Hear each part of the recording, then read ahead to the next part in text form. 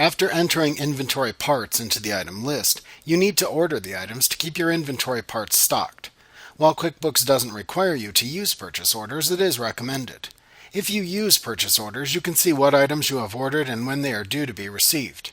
You will also be able to compare items you receive against items listed in a purchase order.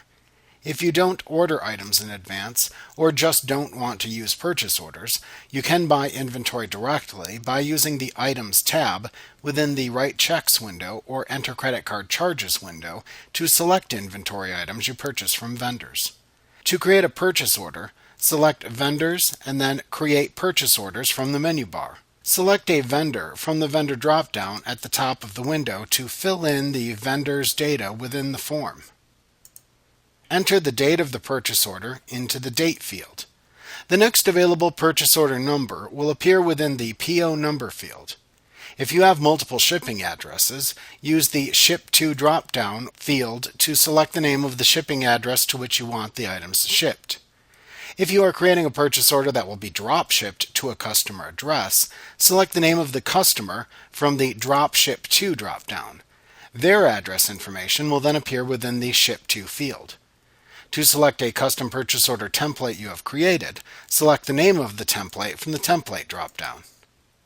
Click into the first available row under the Item column in the line item area and select the name of the inventory part item to order.